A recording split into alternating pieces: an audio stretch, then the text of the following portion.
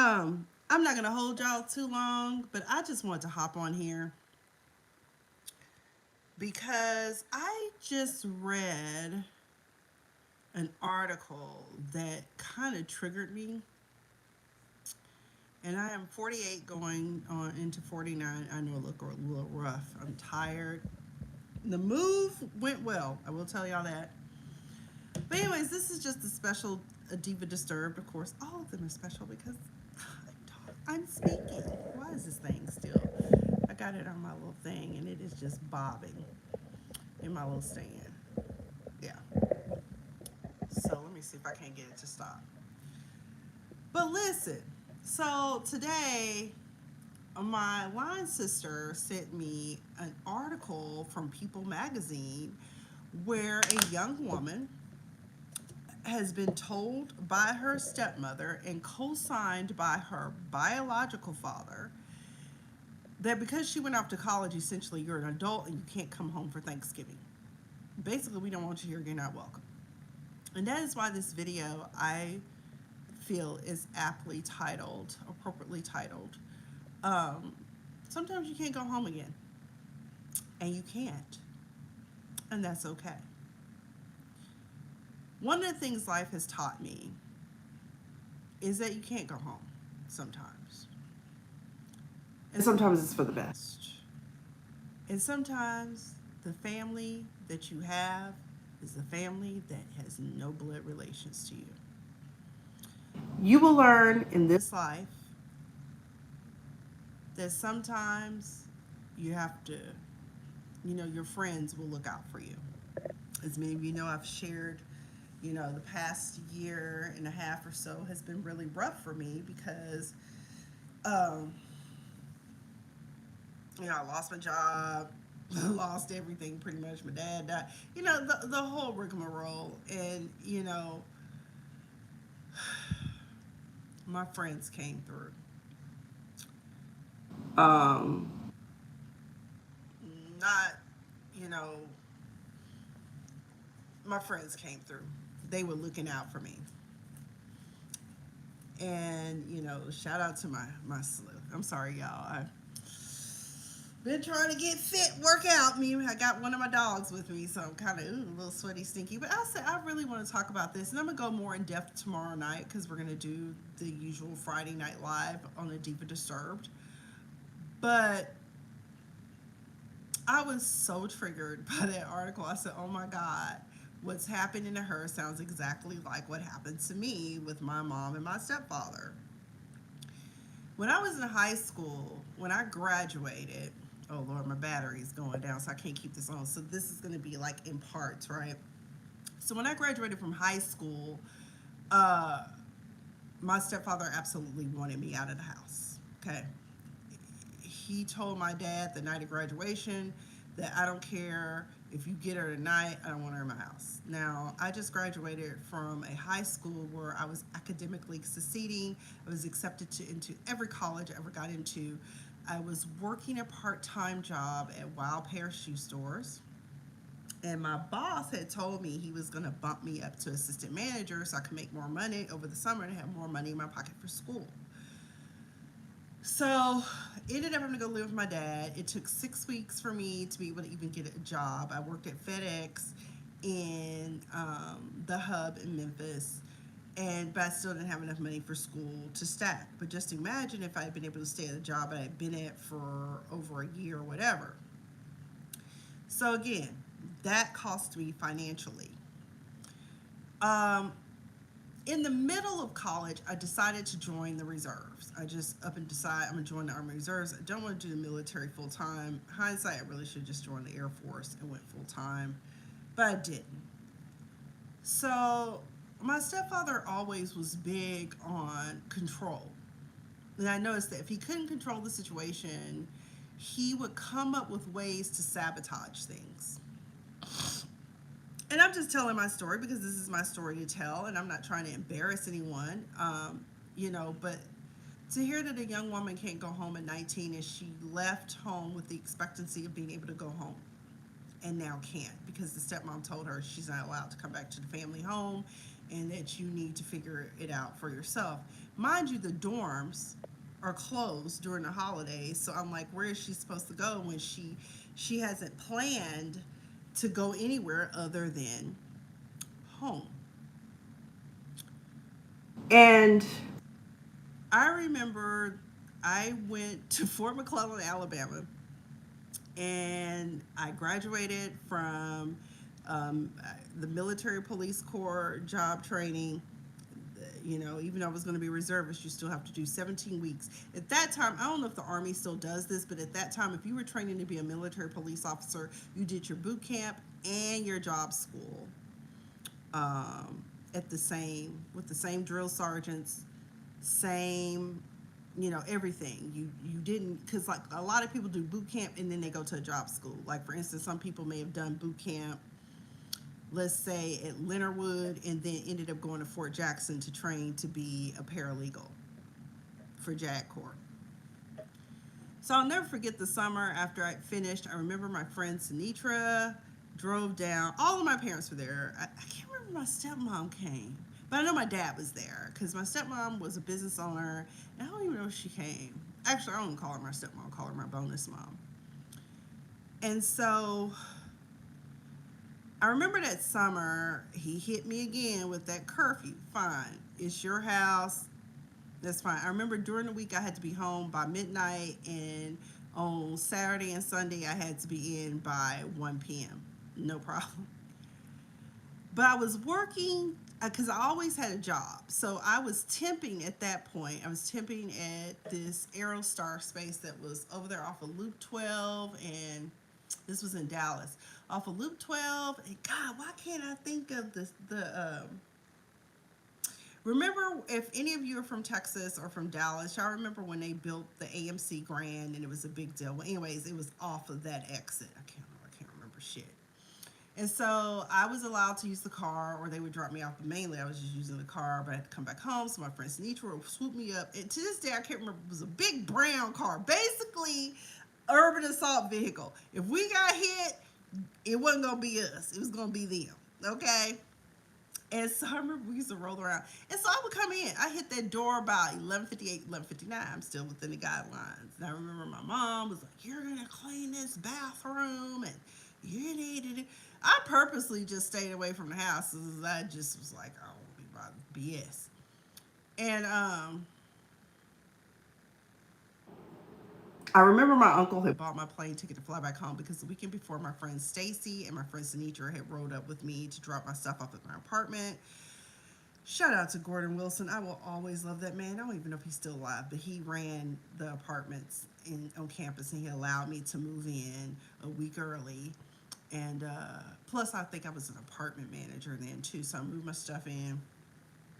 And you know, my uncle uh, offered to buy my plane ticket, and I was hoping he was going to be the one to take me to the airport because I already knew what was coming. I think Reverend Temple, excuse me, my stepfather had just said his name, but either way, I think my stepfather had given me a preview of what was to come. And I remember sitting down at the table before I was supposed to fly back out to Tulsa, and I remember them setting me down and telling me that, yeah, well, it wasn't even them, it was just him. My mother was standing there. She never said a mumbling word. And he goes, yeah, you can't come back home. You don't want to follow the rules. I want my keys back. And you leave the keys. And when you come back for drill, you can't use our cars. I'm thinking, well, why the hell would I use your cars when you took your keys? The house keys, you know? And I remember that, and I never objected. I never said a mumbling word. One thing about that I learned as I matured in dealing with them is that arguing will get you nowhere. Crying, showing anytime, they don't care. They didn't care. So my mom dropped me off at the airport. My uncle had something come up. He couldn't take me to the airport. Fine. And I remember my mother tried to hug me, and I did not want to hug her. And I told her, I said, you know what? If I should ever have children, I will never treat them the way you guys treated me. And she just casually says, well, yeah, I guess you just have to have something to understand. I don't have any, but I've helped raise many of children, and I was damn good at it, and those children love me. There are many of them are adults now, but I didn't talk to them from August. I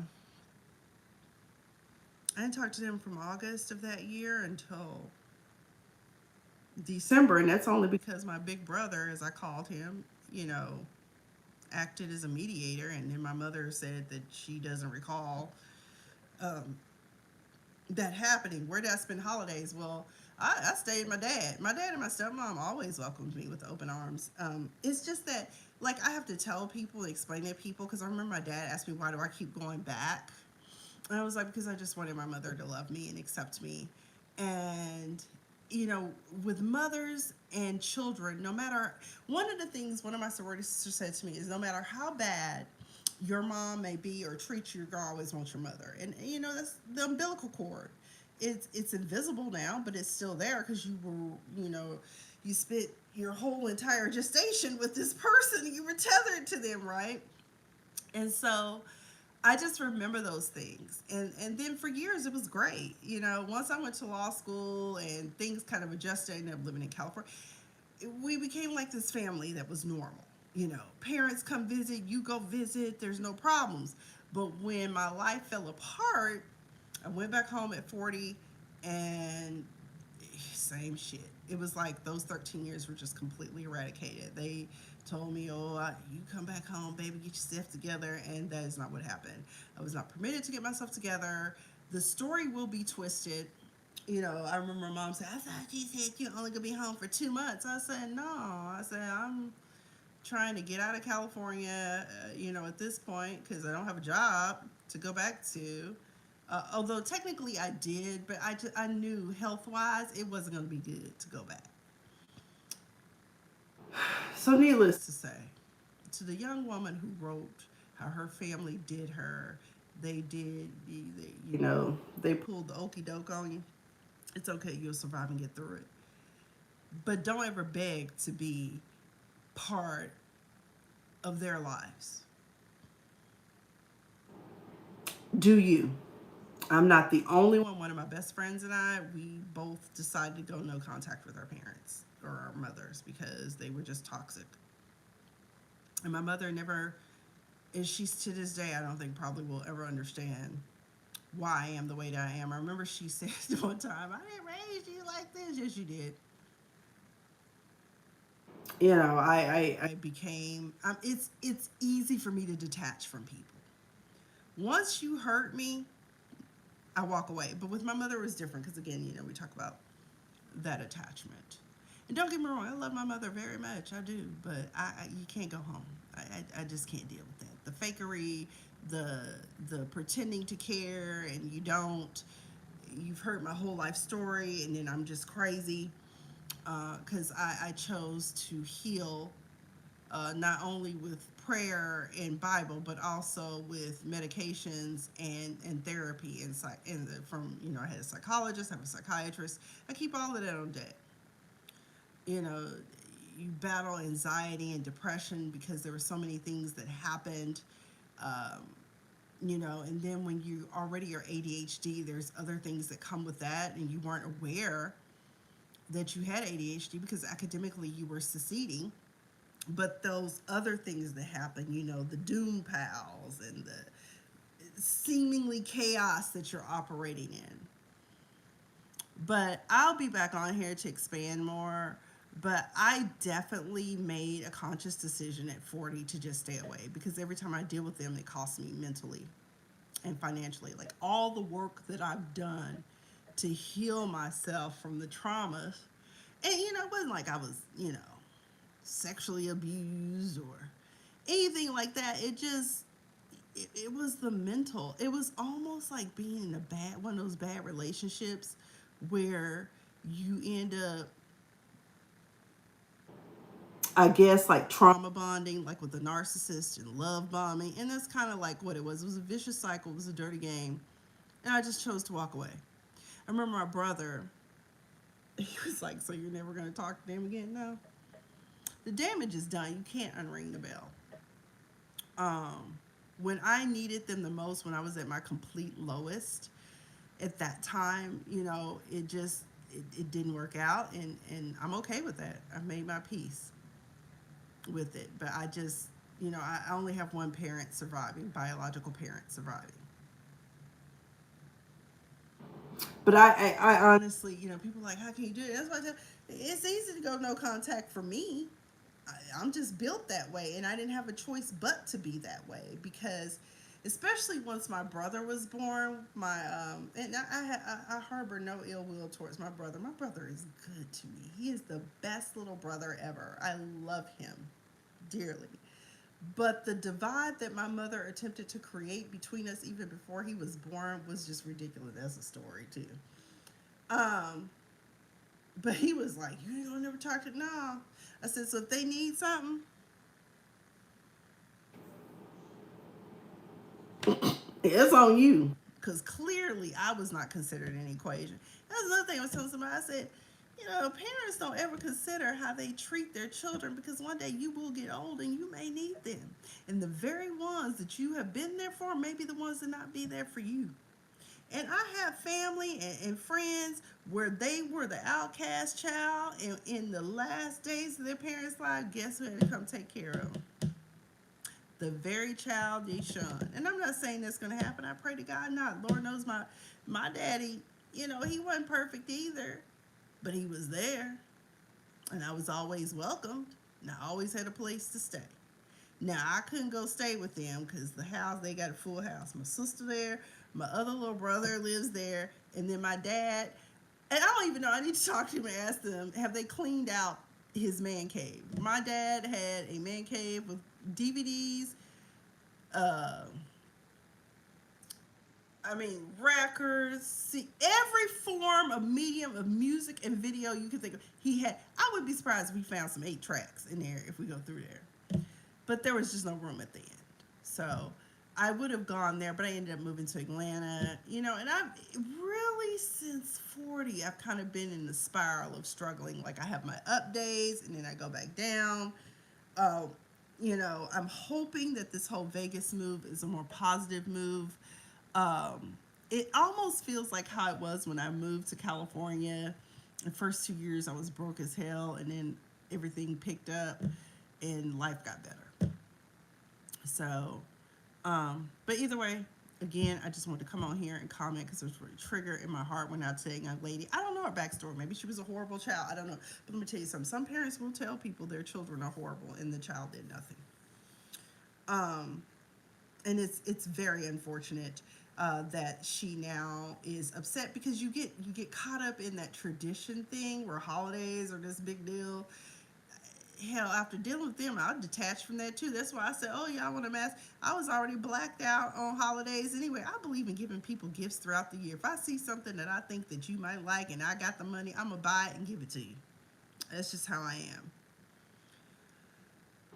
And I'll never forget. I was talking to my pastor from Atlanta, and I remember I was telling him because he just couldn't believe that, But he said, in the end, parents have to realize that the Bible not only teaches children to honor their parents, but there is also scripture and it says parents should not provoke their children to anger. Take it for what it's worth. I remember I quoted that to my stepfather one time when he was just being his usual honorary self. And I hit him with that and he couldn't say anything. I said, "Yeah, the Bible says on your mother, father, but they also say parents should not provoke their children to anger." Or did y'all skip that part? So, anyways, I've been thugging it out, but you will survive. You will get through. There will be hard days. You will have to make your way in the world. You will have to make sacrifices. You will have to go without sometimes, but you can make it. Again, I'm just grateful that I have a village of friends that really went hard for me and really looked at, especially this past year when I tell you I was down to nothing, I had nothing. Severance gone, unemployment ran out, and I finally just had to break down and confess, look, I ain't got shit. Can somebody help me? And everyone that could, did, and those that didn't, God bless you just the same. Maybe you said a prayer. Maybe it worked. But I don't want her to feel bad. And hey, you don't know me from Adam, but hey, if you want to come over for Thanksgiving, girl, come on. I'll cook up some macaroni and cheese, some yams, some greens. And I don't do turkey. I do Cornish hens. So yeah. Anyway, that's my story. Um,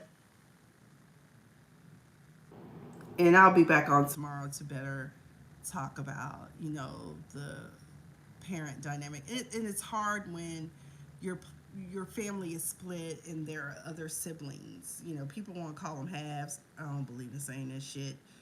Hell, we got at least one parent that's the same. Fuck it, we all related. Hell, you might be able to give me a kidney if I need it one day. But God bless you all. God bless you to that young lady. I don't know her backstory or what but I guarantee it's the stepmom pulling the strings. We got our own family. We should move on without her. And then the dad afraid to lose the mama, so he gonna co-sign that bullshit too. And then you'll suffer for that shit. You just can't. That's still your child. And I know parents that do that shit. I wonder if these people are black or they white. I don't know. Then he got mad because she called his mother, the daughter called her grandmother and asked could she stay with them during the summer, and he got mad. One thing about it, my father's mother was a Bernadine was a trip, but I remember I could always go to grandma's house. Ain't nothing wrong with asking grandma to go. Now my grandma might talk crazy to you, you know, make up shit that ain't true, but hey, that's Bernadine. She was a broken woman too, Lord. The trauma she went through, Jesus. Um, and I understand that better now, but I'm still not gonna allow you to tear me down. Um, but let me get off of here because I need to go to bed. I have one of my fur babies, and so we've been getting up every morning. Starting, when did we start walking? Saturday, or was that Sunday?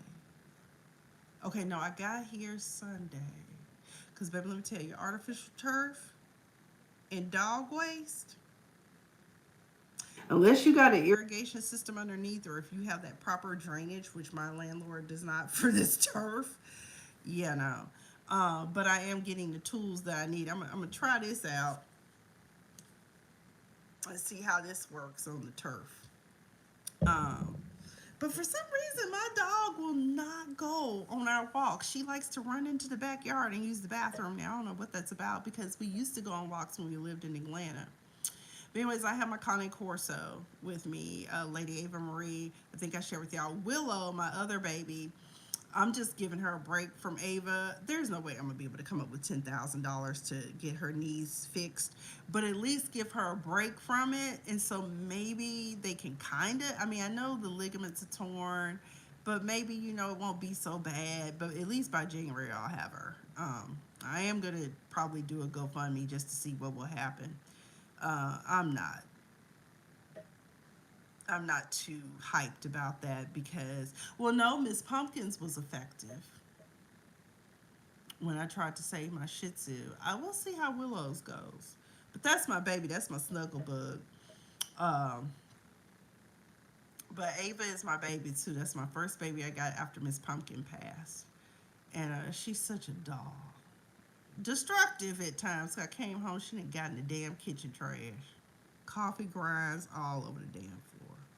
What are you gonna do? And then she looks at you with innocent little nub, because the breeders of those dogs tend to chop that tail. Anyway, let me get off of here because I've talked way too long. And if you catch this on the playback way back, comment down below and let me know your thoughts on this young lady. I did drop the link to the article. You can read it. You can also, the link also provides People Magazine drop the link to the Reddit post. Um, and share your story if you want to, if you want to comment about it. It's sad that it's true. Parents just don't understand, and sometimes they don't understand until it's too late. But hey, less like my friend and I said, as children, when you think about it, none of us asked to be here. Quite frankly, I could have done without ever coming into this world. Um, I've had some great times, but I've been struggling the majority of my life, struggling with, identity, struggling with, and when I say identity, I'm just talking about trying to figure out how do I get, you turn into a people pleaser because you want to please your parents, but here I go get rid of it. Anyways, I've been Miss Sophia the Diva, and what does Miss Sophia the Diva say? Because y'all know it's the phrase that pays, and I just love saying it. Don't get caught up in a trick bag. It'll get you every time. Stay woke.